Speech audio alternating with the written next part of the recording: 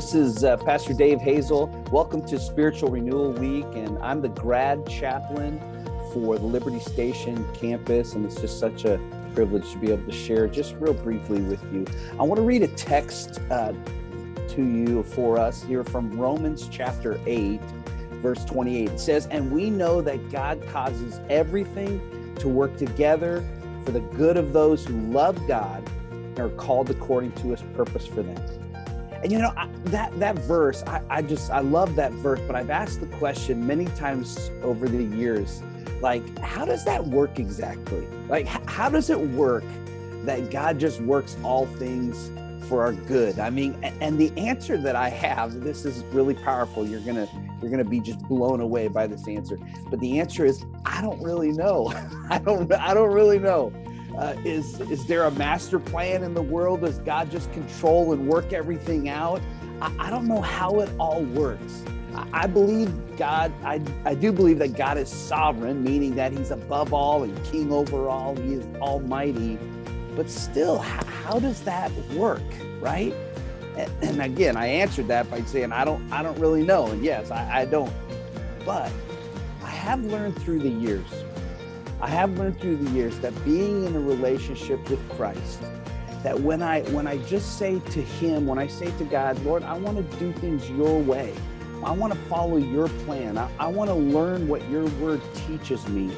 I've learned that it's not a matter of me kind of having everything worked out in my life, that everything's just lined up exactly.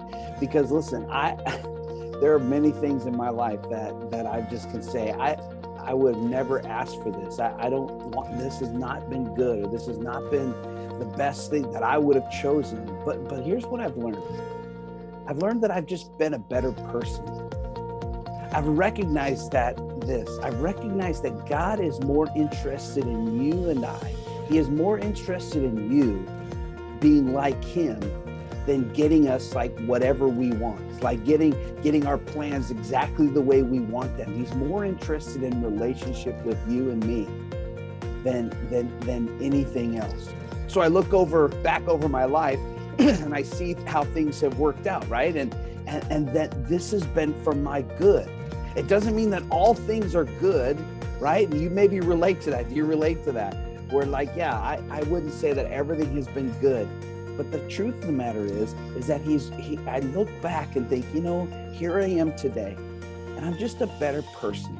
Let me give you another example of this that I think really helps us. Out of Genesis, really, it's the whole story is out of Genesis 37 through like the end of the book of Genesis, chapter 50. And it's the story of Joseph.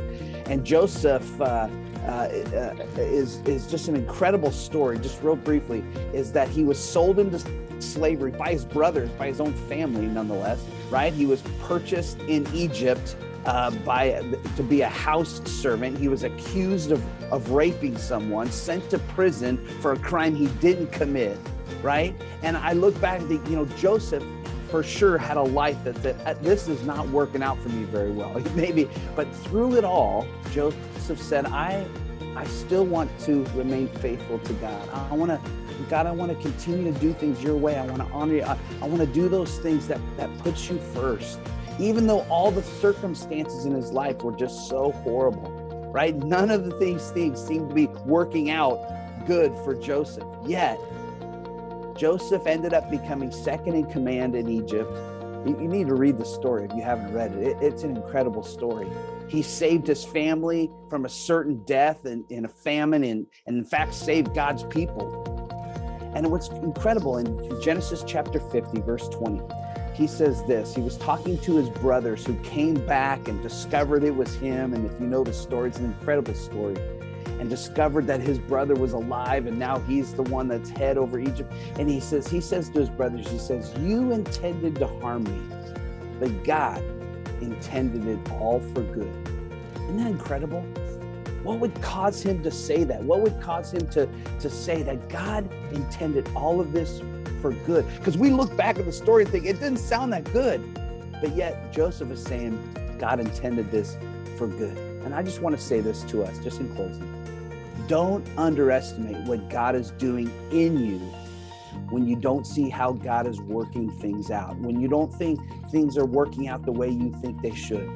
It's only through the fire that we become refined. We build our faith muscles. We build our trust in God muscles through the challenges. And know this, God is doing a good thing in you, even right now. Believe it. Give yourself to Jesus and his plan today. He is working things for your good, for those who love him and are called according to his purpose.